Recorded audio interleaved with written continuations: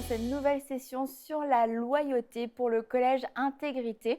Alors la dernière fois, on s'est arrêté avec la loyauté dans différents types de relations et on avait parlé du couple, on a parlé de l'amitié et on a parlé aussi du travail. Et j'aimerais dire que ça s'applique aussi dans nos relations dans l'Église, bien entendu, entre frères et sœurs, envers nos pasteurs, envers les autorités, envers les personnes avec qui on va travailler dans différents départements dans l'Église. Il semblerait que ce soit même encore plus difficile de pouvoir appliquer, d'avoir des relations loyales dans l'Église. Sûrement parce que l'enjeu est spirituel aussi et qu'il y a des oppositions spirituelles à la loyauté, car le diable sait que lorsque les gens sont unis ensemble dans une même vision, que rien ne va pouvoir les séparer, qu'ils ne trouvent aucune porte d'accès, il sait que cette vision, rien ne pourra l'arrêter et que cette vision va pouvoir glorifier le Seigneur sans limite. Alors que quand il y a une personne qui est faible, une personne qui est blessée, une personne qui laisse une porte ouverte, le diable va pouvoir s'infiltrer et va pouvoir attaquer la vision de Dieu, va pouvoir attaquer une église, un organisme ou un ministère parce que on n'a pas marché dans la loyauté dans les relations. Donc c'est pas juste histoire d'avoir des bonnes relations, de bien s'aimer, de bien s'entendre, t'es gentil, je t'aime bien. Non, c'est vraiment beaucoup plus que ça. Il y a un enjeu spirituel derrière des relations loyales et qui sont des relations royales aussi parce que ce sont des relations qui vont être tellement fortes, fondées sur la parole de Dieu, fondées sur l'amour de Dieu, des relations inébranlables que l'adversité ne pourra pas détruire. Il n'y aura aucune porte d'accès pour le diable. Et là, on va pouvoir aller loin. Les ministères vont pouvoir se fortifier, les églises vont pouvoir se fortifier. Et plutôt que les pasteurs passent leur temps à se remettre de leurs propres blessures parce qu'ils ont été attaqués, ils ont été abandonnés, ou alors parce que les chrétiens s'en vont, ils vont ici et là, ils ont des disputes entre eux, le pasteur va pouvoir se concentrer sur la mission qu'il a reçue de Dieu, c'est-à-dire faire avancer le royaume de Dieu au travers d'une vision spécifique que son Église a reçue de la part du Seigneur. Il va pouvoir se concentrer, il va pouvoir gagner des âmes, il va pouvoir manifester le royaume de Dieu plutôt que de régler des problèmes entre frères et sœurs, de régler des problèmes relationnels. Donc c'est à nous de prendre ce message pour nous et de l'appliquer, de dire quelle est ma part dans cette histoire, comment puis-je appliquer la loyauté, comment puis-je devenir une personne loyale, parce qu'il ne s'agit pas seulement de moi, de mon bien-être et de mes petites relations, il s'agit de l'Église en général. Comment puis-je, moi, me fortifier, être une personne loyale pour que l'Église en général, le corps de Christ puisse être fortifié par ma loyauté, puisse être fortifié par mon choix de marcher dans la loyauté, quoi qu'il arrive. Et quand on a cette disposition, on sera disposé à recevoir l'enseignement de Dieu et on sera disposé, comme on en a parlé dans les sessions précédentes, à pardonner. On sera disposé à passer à autre chose, à faire confiance à nouveau, à faire confiance à de nouvelles personnes, à ne pas être tout le temps sur la défensive et à ne pas non plus être dans une vengeance humaine dont on parlera plus tard dans une prochaine session. Et aujourd'hui, dans cette session-là, on va voir une histoire de loyauté extraordinaire entre Jonathan et David. On va voir Jonathan à personnifier la loyauté. Il nous a montré comment être un ami loyal en tout temps, dans les mauvais moments, dans les moments difficiles, dans les moments où lui-même aurait pu risquer sa vie. Jonathan a choisi d'être loyal envers David. Alors, on va aller ensemble dans 1 Samuel 18 et puis on va lire un peu de l'histoire de Samuel et Jonathan ensemble. Donc, 1 Samuel 18. Je vous rappelle qu'en fait, avant, David a tué Goliath. Donc, David a tué Goliath, tout le monde est super content. Et là, 1 Samuel 18, alors que David finissait de parler avec Saül, Jonathan s'attacha à lui. Jonathan aima David comme lui-même. Ce jour-là, Saül garda David chez lui et ne le laissa pas retourner chez son père. Jonathan fit alliance avec David parce qu'il l'aimait comme lui-même. Il retira le manteau qu'il portait pour le donner à David et il lui donna ses vêtements, y compris son épée, son arc et sa ceinture. Donc on voit un premier point dans la loyauté, c'est que la loyauté se donne entièrement. Lorsque Jonathan a fait une alliance avec David, il n'a pas fait une alliance superficielle. On se serre la main, mon copain, c'est bien, t'as tué Goliath, on va faire des grandes choses ensemble, compte sur moi, une petite tape dans l'épaule, et puis bon, bah voilà, après on n'entend plus parler du gars pendant 10 ans. Non, Jonathan a réellement fait une alliance, une vraie alliance avec David, où il lui a tout donné. Et la Bible nous dit qu'il lui a donné son épée, son arc, sa ceinture et son manteau. Jonathan a choisi de lui donner ce qui faisait sa force, ce qui lui donnait une position royale.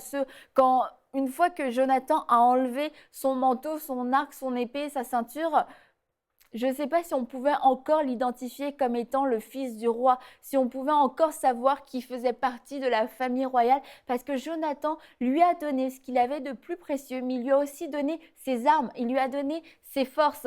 Et lorsque on fait alliance avec quelqu'un, lorsqu'on va s'unir avec quelqu'un ensemble dans une vision, qu'on décide de marcher ensemble, d'être associés, d'être partenaires, on va décider de ne pas de prendre ce qui m'arrange. Je m'associe avec toi parce que tu vas pouvoir me donner ça, tu vas pouvoir m'apporter ça.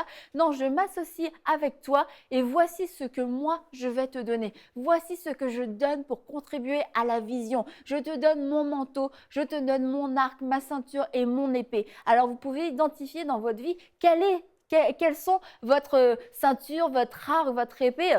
Quelles sont vos forces? Que pouvez-vous mettre au service des autres? Que pouvez-vous donner pour faire avancer la vision? Et ça, c'est valable pour le couple, pour le travail, pour l'église, pour le ministère. C'est valable dans toutes nos relations. Que puis-je donner? Comment puis-je donner toutes mes forces? Jonathan a donné son manteau, un manteau royal.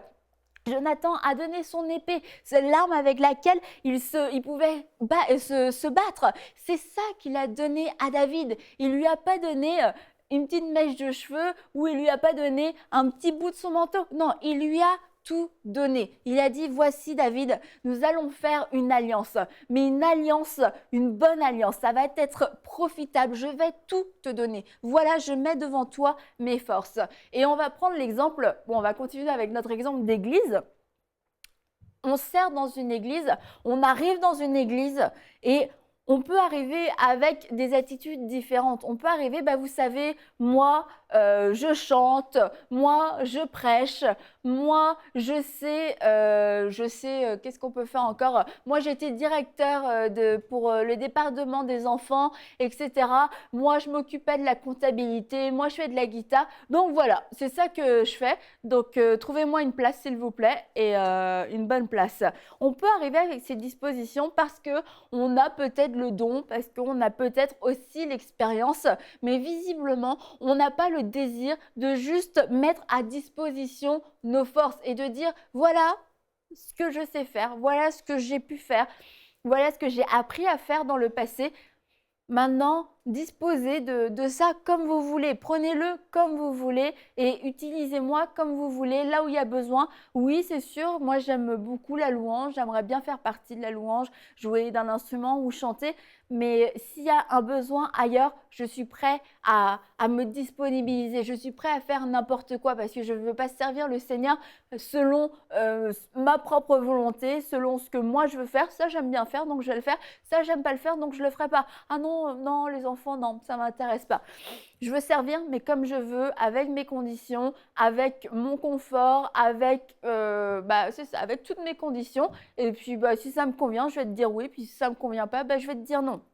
Ça ne veut pas dire qu'on doit tout faire, répondre à tout, que si on te demande de faire partie du groupe de louanges et que tu ne sais pas chanter, que tu vas dire oui. Là, tu peux dire, je ne sais pas vraiment chanter. Ce sera utile pour tout le monde de le savoir tout de suite.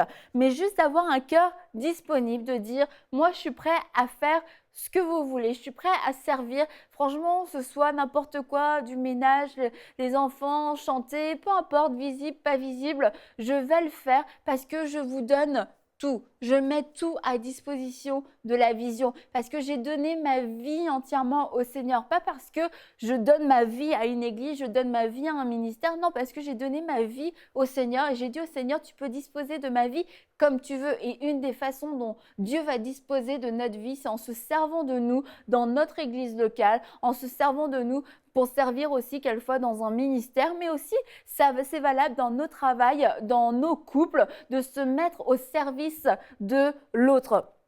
Et c'est ce que Jonathan a fait, et Jonathan aurait pu vraiment ne pas avoir cette attitude, parce que pensez juste à Jonathan, sa position. Jonathan était le fils du roi. Jonathan n'a pas combattu Goliath. Jonathan n'a pas battu Goliath. Jonathan n'était pas le grand victorieux, le grand champion de cet épisode. C'était David. Et David s'entretient avec son père. Et là, tout le peuple est émerveillé de voir ce petit berger qui a tué Goliath, etc.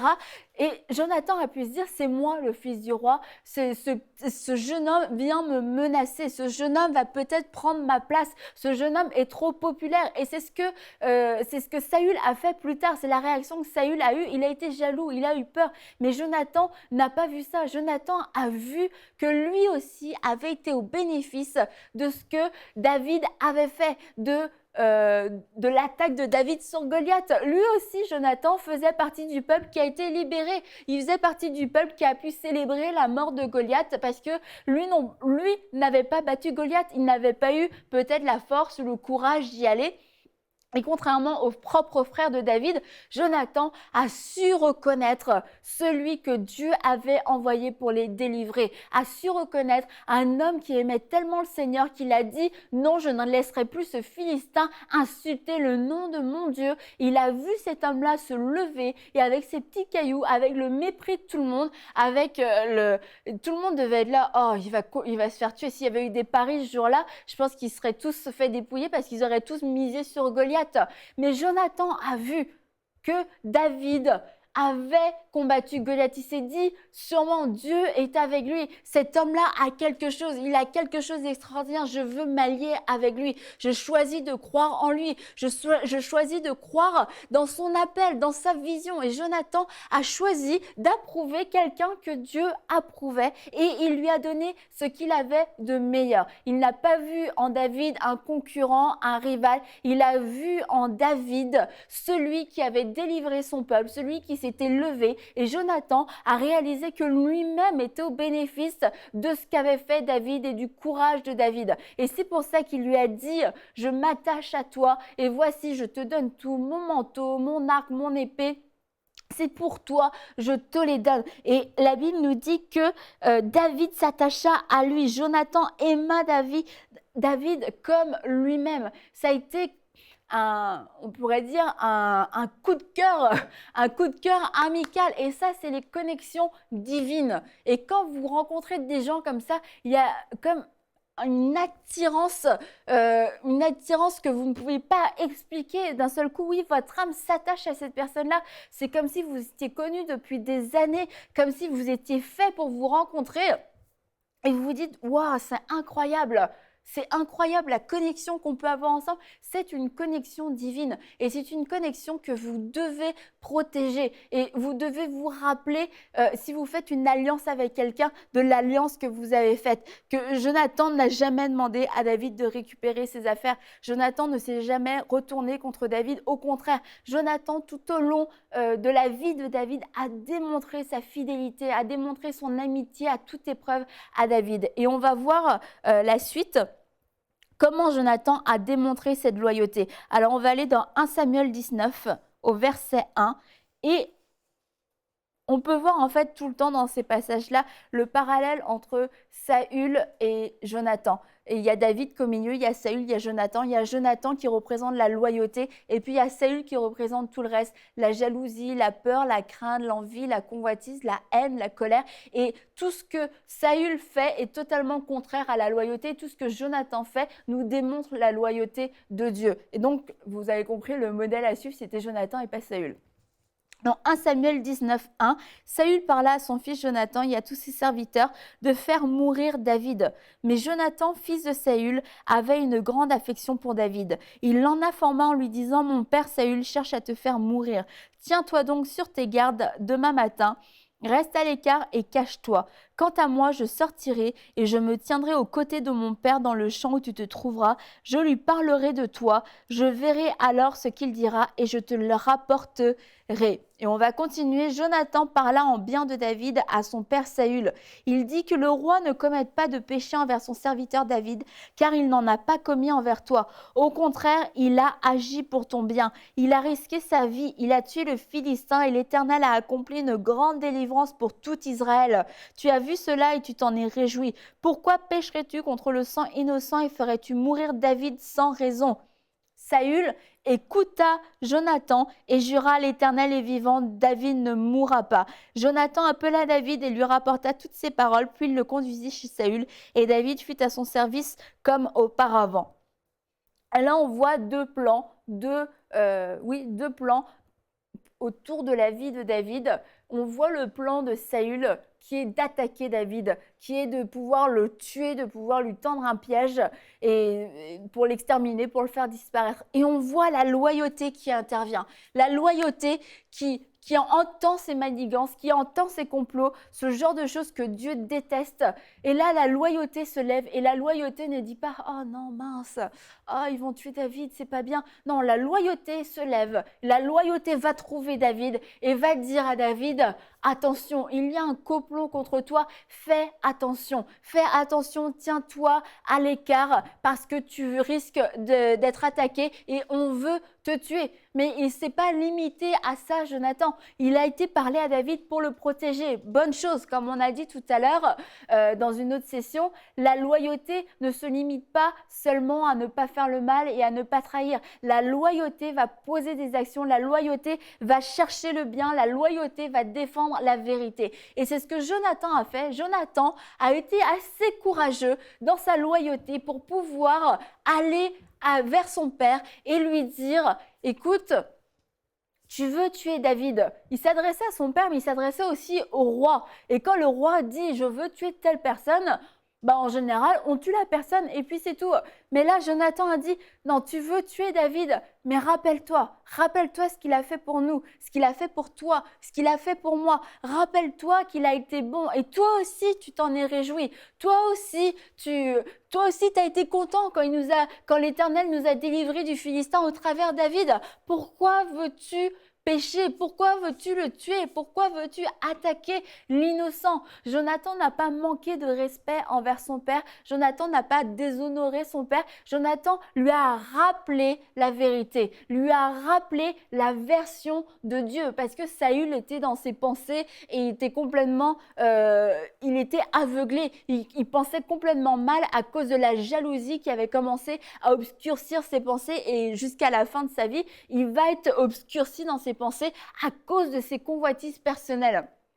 Et là, Jonathan est juste franc et sincère avec lui. Il lui rappelle juste les faits selon la perspective divine. Il lui rappelle voilà ce qui est bon. Et nous-mêmes, on doit, en cas de conflit, parce qu'il y a des conflits qui arrivent, on doit être un agent de paix, un agent de réconciliation. Et l'agent de paix et de réconciliation ne va pas choisir le côté qui l'arrange, comme on l'a vu, comme la foule ou comme Pilate. Non, l'agent de réconciliation choisit le chemin, choisit le camp de la vérité. Et on va se tenir pour la vérité, on va dire la vérité, on va aussi rappeler la vérité. Voilà ce que vous dites aujourd'hui, mais voilà ce que vous aviez dit hier. Et dans beaucoup de divisions d'église, d'un seul coup, des gens se lèvent parce qu'il s'est passé quelque chose qui les a blessés, déçus, ou alors ils étaient juste pas d'accord. Et puis d'un seul coup, le pasteur pasteur devient l'homme le plus horrible du monde, l'homme le plus méchant du monde. Ce pasteur dont il rendait témoignage 1 mois, 6 mois, 1 an auparavant. Oh, mais vraiment, moi, je remercie le Seigneur de m'avoir placé ici parce que c'est grâce à cet homme-là, Dieu a utilisé cet homme-là pour me relever. Je suis rentrée dans cette église, j'ai entendu un message et le pasteur a eu une parole pour moi, il a prié pour moi, j'ai été visitée, j'ai senti la présence de Dieu, c'était formidable, waouh, et tu as été relevé, tu as été restauré. Et parce que là, tu n'es plus d'accord avec lui, parce qu'il s'est passé autre chose, bah, tu as commencé à penser d'une mauvaise façon, à accepter des mensonges. Et puis, tu arrives à la conclusion, ce pasteur, c'est vraiment un faux prophète, c'est un manipulateur, c'est un menteur. Et tu es en train de préparer une division, en train d'essayer de monter une division, tu es en train de semer de la rébellion dans les cœurs. Et il est bon, dans ces cas-là, que quelqu'un puisse venir te voir et te dire: rappelle-toi ce que tu as dit l'année dernière. Rappelle-toi quand toi, tu n'allais pas bien. Lorsqu'il a prophétisé sur toi, lorsqu'il a prêché tel et tel message, rappelle-toi le bien que ça t'a fait. Rappelle-toi comment Dieu t'a relevé au travers de ce ministère.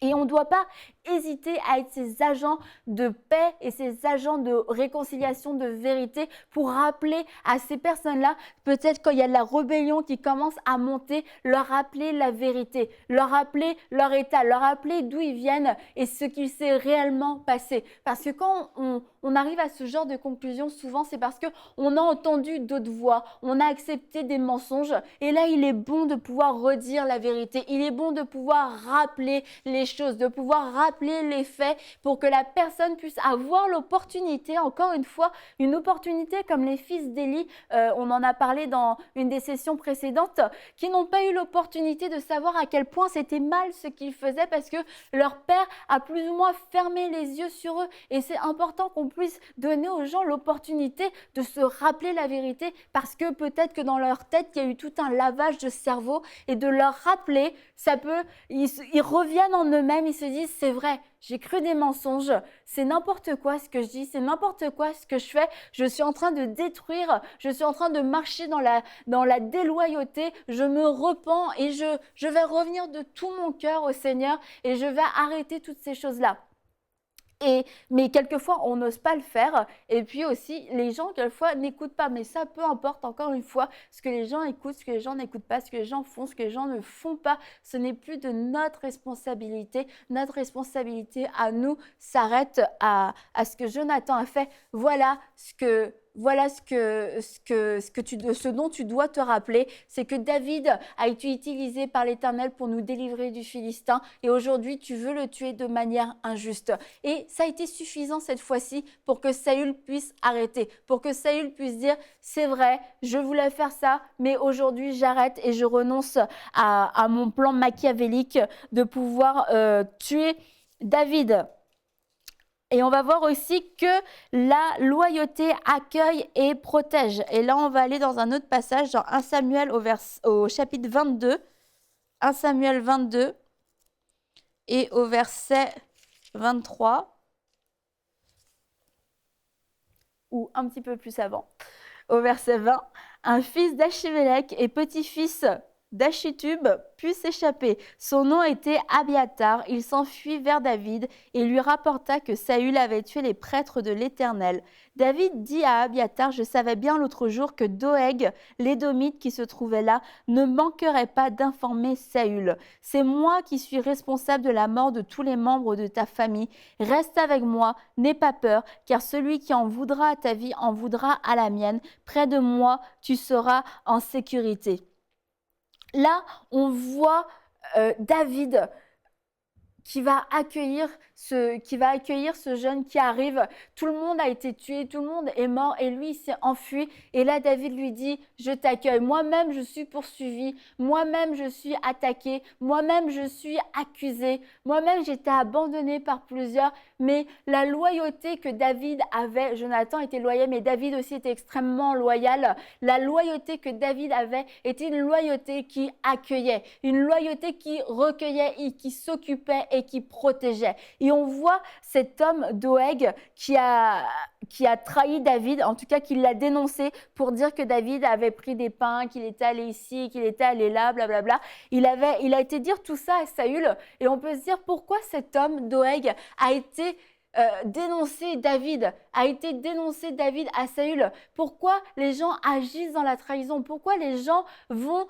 diviser, vont chercher à attaquer d'autres gens en allant les dénoncer, en allant contribuer à leur destruction? Probablement que cet homme-là voulait une position auprès de Saül. Cet homme-là avait sa loyauté envers Saül. Cet homme-là, comme on l'a dit dans les autres sessions, n'avait pas mis sa loyauté réellement en Dieu. Il servait Saül. Il servait Saül dans ses mauvais desseins, dans son plan de pouvoir exterminer David. Et Doeg a choisi de servir Saül et il a choisi en servant Saül de trahir David. Et à cause de son attitude, de l'attitude de cet homme, plusieurs sont morts, plusieurs ont été tués et un en a été rescapé. Et on voit l'attitude complètement opposée, l'attitude de David qui dit « Moi, je t'accueille, moi, je vais te recueillir, moi, je vais te protéger. Reste avec moi, je vais te protéger. Avec moi, tu seras en sécurité. » Et lorsque nous sommes dans des relations où il y a une loyauté, nous sommes normalement dans une relation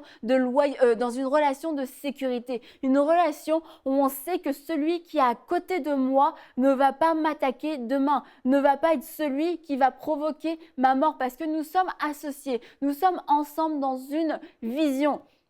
Et je dois pouvoir dire à la personne à côté de moi, reste avec moi, n'aie pas peur, car celui qui en voudra à ta vie, en voudra à la mienne, et près de moi, tu seras en sécurité. Je dois pouvoir le dire de manière sincère. Et la Bible nous dit de ne pas méditer le mal contre celui qui est assis tranquillement à côté de toi. Et souvent, et encore une fois, oui, dans les églises ou dans les ministères, il y a quelqu'un qui est assis là tranquillement à côté de toi et tu crois que tout va bien. Tu crois qu'il est là, qu'il est content, qu'il est heureux avec toi, mais en fait, il est en train de méditer le mal contre toi. Il est en train de chercher une occasion de pouvoir te livrer, de pouvoir te trahir. Et si tu ne peux pas regarder la personne à côté de toi et lui dire sincèrement, avec moi, tu es en sécurité, je n'en veux pas à ta vie, si tu ne peux pas lui dire, c'est que ton cœur n'est pas entièrement loyal envers cette personne. Ça veut dire que le jour où tu auras une occasion de pouvoir lui donner un coup de couteau dans le dos, tu le feras. Et tu dois absolument purger les motifs de ton cœur. Tu dois purger ces choses qui sont mauvaises dans ton cœur et avoir un amour sans hypocrisie. Tu dois pouvoir aimer le frère ou la sœur qui est assis à côté de toi sans méditer le mal, sans pouvoir espérer que quelque chose de mal lui arrive et aussi pouvoir te réjouir pour cette personne. Tu te dis, si cette personne-là demain est élevée, je veux être sûr de pouvoir me réjouir, être sûr que dans son succès, dans son élévation, dans sa réussite, je ne serai pas celle qui va me lever pour dire oui, doucement, doucement, tout le monde, vous avez l'air de penser qu'elle est super, qu'elle est géniale. J'aimerais juste vous rappeler quand même qu'il y a 1 an, elle n'était pas si géniale que ça, qu'il y a 10 ans, elle a fait ci et qu'elle a fait ça. La Bible nous dit que celui qui ainsi divise les amis, et on ne divise pas. Si on est en train de diviser, c'est certain qu'on ne marche pas dans la loyauté. Donc vous pouvez vous éprouver, vous mettre devant Dieu, demander à l'Esprit de Dieu de sonder votre cœur, à savoir si vous êtes cette personne loyale, une personne qui sait accueillir, une personne qui sait défendre et une personne en compagnie de qui nous allons être en sécurité. Et dans la prochaine session, on va continuer sur l'histoire de David et Jonathan et on verra comment Jonathan a encouragé David, comment la loyauté l'a poussé à le célébrer, à l'encourager, même dans les moments les plus difficiles. Cette émission est rendue possible grâce au précieux soutien des partenaires d'Enseigne-moi Canal International. Retrouvez tous nos programmes sur enseigne-moi.com.